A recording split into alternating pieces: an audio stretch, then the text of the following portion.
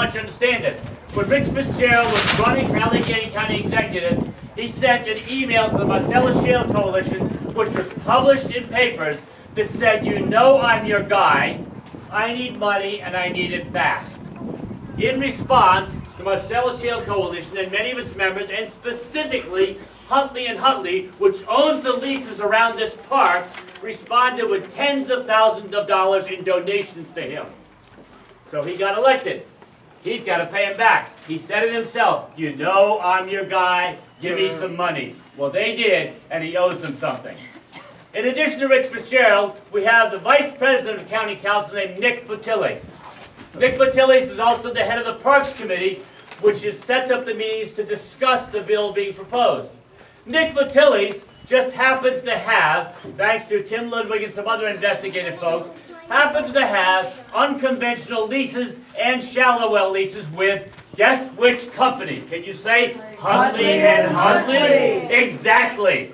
So Huntley and Huntley, the very company that wants to drill and under this park, is having the fight waged for them by Nick Fotiles, the Vice President of Council, who has a business relationship with them. We have filed, as you probably know from the newspaper, a formal State Ethics Commission complaint that went in the mail on Thursday night. We charged him with a conflict of interest and a violation of the ethics, and we're hoping the State Ethics Commission finds that we are correct. He got an opinion from a lawyer down there that says, no problem, but if you read the opinion, it's an extremely qualified opinion. It says, based on what I know now. Well, he didn't know everything. So, we're going to go ahead with that one. Just to kind of wrap it up here, what's happened so far is that Rich Fitzgerald has held what he calls a public hearing on the issue. What he calls a public hearing, as you well know, are generally dog and pony shows. He did a meeting up at Deer Lakes Park. A number of his supporters, industry representatives spoke. We also were given our 3 minutes. Rich Fitzgerald made a number of very, very false statements, including the fact that he insisted that anything that happens way down in the earth in fracking cannot possibly rise to the surface because of gravity. He has an engineering degree from CMU. I said this once before and I'll say it again. If the president of CMU were there, he might have asked for his degree back. Because clearly that's not what holds it down and it's not going to be held down. So we had that hearing, then council had agreed with us that they would hold a public hearing as well. What they called a public hearing was, with 1 week's notice, Nick Fotiles chaired a meeting, the councilman Nick Fotiles, the vice president, the guy who owns leases, chaired a meeting of the public and allowed everybody to have 3 minutes. Right? That meant that Rich Fitzgerald called every labor official, not rank and filers, mind you, called every labor official and every politician and every appointee to come in and speak for him. And they all got up there and said the following line. If we don't let them frack under Deer Lakes Park, mind you, this is a 1,200-acre park, and maybe they're going to run, how many lateral lines, John? 3, 10, who knows? 3, 4, 5, maybe 10 lateral lines under the park. That if we don't let them do that, the whole industry is going to dry up and go away. They're just going to leave Pennsylvania. They're not even going to touch anything. This is the death of us. Our town will collapse. It's just, oh my God, folks, we have to stop this because they're all going to leave. 4 years ago, we banned fracking in the city of Pittsburgh. We were the first city in the world to do that. When we did that, industry said, we'll never hold a convention here again, and we're all going to leave. Good. Since then, they have held 38 conventions at the convention center. They have built new hotels for them. They haven't gone anywhere. And you know what? Neither has the gas. The gas is there. It's not going anywhere, so they're not going anywhere. So we held the one public meeting, and at this point, there are 2 more Parks Committee meetings. The Parks Committee meetings, if you're doing due diligence, Nicholas Fotiles is supposed to bring in independent and objective witnesses who can talk about the different effects of Marcellus Shale fracking under the lakes. Here's what really happens, and here's what happened to the very first one. Everybody at that table who is considered an expert witness was either employed by the industry, related to the industry because they have contracts, or was a political appointee of Rich Fitzgerald, which means if Rich says jump, they say how high, because they have no choice. And that includes the Allegheny County Health Director, Karen Hacker, who apparently knows nothing about fracking, because when she was asked about studies about health effects of fracking, she said, as far as I know, there are no conclusive studies. This is the director of our health department, folks. This is the situation we're in. There will be 2 more Parks Committee meetings. We're allowed to attend. We're not allowed to speak at those meetings. A very prominent witness, to add one interesting fact, was barred from these. John Smith was one of the lead attorneys in overturning Act 13. John Smith is one of the experts on municipalities' obligations under the ruling of Act 13. John Smith counsels lots of people on what their job is. He can educate. John Smith is not anti-fracking.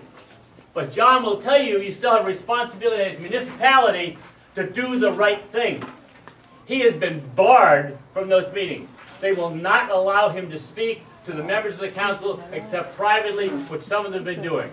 So we've got some pretty good members who've decided entirely on their own, and mind you, county council is not a full-time job, folks. They get paid $9,000 a year. That's all they get, and they've been spending one heck of a lot of hours there.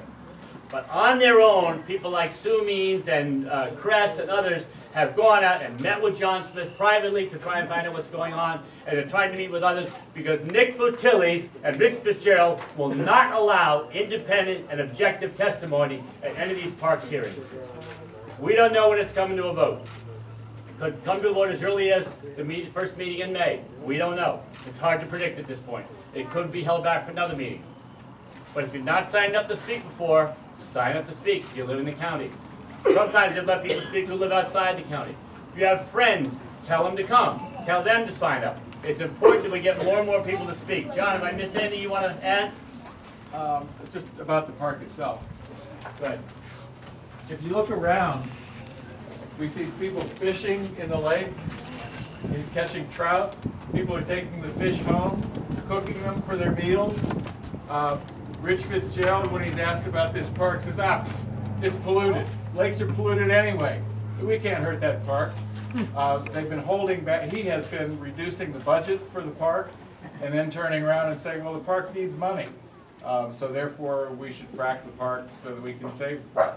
Speak up, John. Yes? Speak up. Speak up. Sorry. Okay. So we're here partly to celebrate the park. That this is a park that we love, use. We want to take care of it, and we don't have to destroy it in order to take care of it. So look around, enjoy the park, see what people use it for, and make the most of it, because we want to keep it. One last thing, two last things. One of the most important groups, I think, that we have seen that has joined our coalition are people smaller than most of you here. And that's a group called Earth Kids. Raise your hands if you're with Earth Kids. Where's those kids? These kids are doing a great job. It's not easy to go and speak in council when you're only this high, but these kids are doing it. They actually talk to the council members. Oh, by the way, if you have to go to the bathroom, that's not a bathroom over there, according to Rich Fitzgerald. Rich Fitzgerald says there are no bathrooms in this park. Those are 5 sheds that were just built 5 years ago that are compostable toilets. All right, so to wrap it up, we don't know if we're going to win or lose on the votes, folks. If we lose, we may very well have to raise a bunch of money to go to court. But I want you all to remember that this is not the war. It is simply a battle. Right? And on the way to winning those wars, I'm sorry to use military terms, sometimes you lose some battles. And then you eventually win. History has always been on the side of justice.